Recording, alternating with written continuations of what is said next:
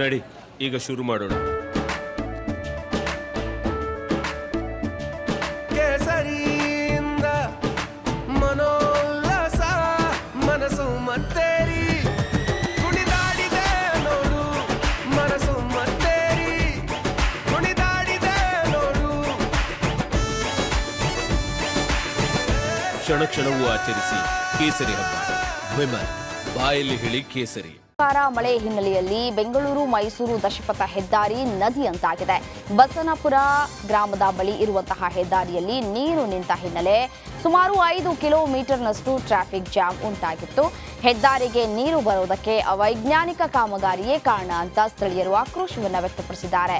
ಸ್ಥಳಕ್ಕೆ ರಾಮನಗರ ಸಂಚಾರಿ ಪೊಲೀಸರು ಭೇಟಿಯನ್ನು ಕೊಟ್ಟು ಪರಿಶೀಲನೆಯನ್ನು ಕೂಡ ನಡೆಸಿದ್ದಾರೆ.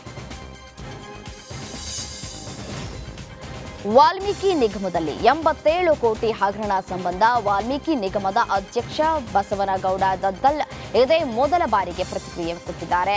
ಬೆಂಗಳೂರಿನಲ್ಲಿ ಮಾತನಾಡಿದ ಅವರು, ಯಾರೇ ತಪ್ಪಿತಸ್ಥರಿದ್ರೂ ಅವರ ವಿರುದ್ಧ ಕ್ರಮವನ್ನು ಕೈಗೊಳ್ಳುತ್ತೇವೆ. ನಮ್ಮ ಗಮನಕ್ಕೆ ಇಲ್ಲದೆಯೇ ಹಣ ವರ್ಗಾವಣೆಯಾಗಿದೆ.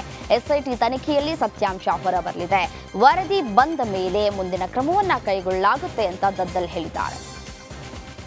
ಸಂಪೂರ್ಣವಾಗಿ ತನಿಖೆ ಆಗ್ತದೆ. ತನಿಖೆ ಆದ ನಂತರ ಯಾರು ತಪ್ಪಿಸ್ಥರಾಗಿರೋ, ಯಾರು ತಪ್ಪು ಮಾಡಿದಾರ, ಖಂಡಿತವಾಗಿ ಅದು ಹೊರಗೆ ಬರ್ತದೆ. ಮತ್ತು ನಮ್ಮ ಸಮಾಜದ ಪರಿಶಿಷ್ಟ ಪಂಗಡ ಸಮಾಜಕ್ಕೆ ಸೇರುವಂಥ ದುಡ್ಡನ್ನು ಆ ಡೈರೆಕ್ಟೆಡ್ ಇಲಾಖೆ ಇರ್ಬೋದು, ಬೆನಿಫಿಷರಿಗೆ ಹೋಗುವಂಥದ್ದಾಗಿರ್ಬೋದು, ಇದು ಯಾವುದೇ ಕಾರಣಕ್ಕೆ ನಾವೆಲ್ಲ ಸಮಾಜದವ್ರು ಇದ್ದೀವಿ. ಹಾಗಾಗಿ ಯಾರು ತಪ್ಪಿಸ್ತಿರಿದಾರ, ಎಂಥ ವ್ಯಕ್ತಿಗಳು ಯಾರೇ ಇರ್ಬೋದು, ಆದರೆ ಅದನ್ನು ಕ್ರಮವನ್ನು ಆಗ್ತದೆ. ಇಲ್ಲ ಇಲ್ಲ ಇಲ್ಲ ಇಲ್ಲ ನಮ್ಮ ಗಮನಕ್ಕಿಲ್ಲ. ನಾವು ಯಾರು ಆಫೀಸಿಗೆ ಹೋಗಿಲ್ಲ, ನಮ್ಮ ಗಮನಕ್ಕೂ ಇಲ್ಲ. ಯಾರು ರಾಜೀನಾಮೆಗಳನ್ನ ಪ್ರಶ್ನೆ ಇಲ್ಲ. ಯಾಕಂದ್ರೆ ಸತ್ಯಾಂಶ ಹೊರಗೆ ಬಂದ ಮೇಲೆ ಅದೆಲ್ಲ ಮುಂದಿನ ಪ್ರೊಸೆಸ್ಗಳಾಗ್ತದೆ.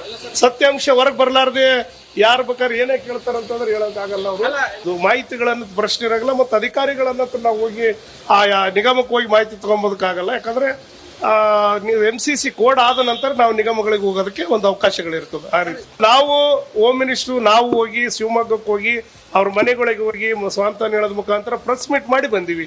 ಅಲ್ಲೇ ಮಾಧ್ಯಮಗಳಿಗೆ ಎಲ್ಲರೂ ಕುಂತು ಮಾತಾಡಿ ಬಂದಿವಿ. ನಾವು ಸಿಕ್ಕಿಲ್ಲದ್ರ ಅರ್ಥ ಏನೋ BJP ಅವರು ಕೇಳ್ತಾ ಇರ್ಬೋದು, ಆದರೆ ಸತ್ಯಾಂಶ ಹೊರ ಬಂದ ನಂತರ ಅದನ್ನು ಮುಂದೆ ನಮ್ಮ ತೀರ್ಮಾನಗಳು ನಮ್ಮ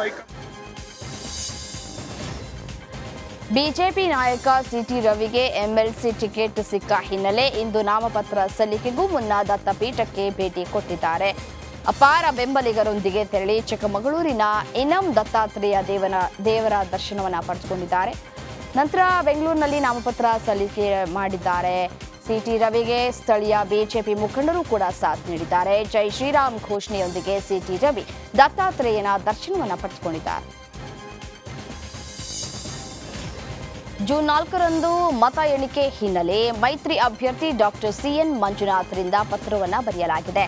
ಮತ ಎಣಿಕೆಗೂ ಮುನ್ನವೇ ಚುನಾವಣಾ ಆಯೋಗಕ್ಕೆ ಮೈತ್ರಿ ಅಭ್ಯರ್ಥಿ ಡಾಕ್ಟರ್ ಮಂಜುನಾಥ್ ಪತ್ರ ಬರೆದಿದ್ದಾರೆ. ಹೈವೋಲ್ಟೇಜ್ ಕ್ಷೇತ್ರ ಬೆಂಗಳೂರು ಗ್ರಾಮಾಂತರದಲ್ಲಿ ಹೆಚ್ಚಿನ ಭದ್ರತೆಗೆ ಮನವಿಯನ್ನ ಮಾಡಿದ್ದಾರೆ. ಮತ ಎಣಿಕಾ ಕೇಂದ್ರದಲ್ಲಿ ಸೂಕ್ತ ಬಂದೋಬಸ್ತ್ ಕಲ್ಪಿಸುವಂತೆ ಆಗ್ರಹಿಸಿದ್ದಾರೆ. ಯಾವುದೇ ಅಹಿತಕರ ಘಟನೆ ನಡೆಯದಂತೆ ಕ್ರಮ ವಹಿಸಲು ಒತ್ತಾಯಿಸಿ ಮುಖ್ಯ ಚುನಾವಣಾ ಅಧಿಕಾರಿಗಳಿಗೆ ಪತ್ರವನ್ನು ಬರೆದಿದ್ದಾರೆ.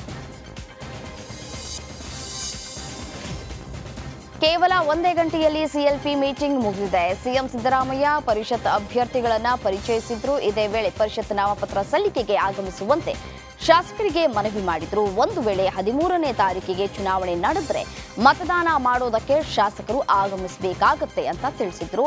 ಹಾಗೆ ಎಲ್ಲರ ಹಾಜರಿ ಕಡ್ಡಾಯವಾಗಿ ಇರುವಂತೆ ಕೂಡ ಸೂಚನೆಯನ್ನು ಹೊರಡಿಸಿದ್ದಾರೆ.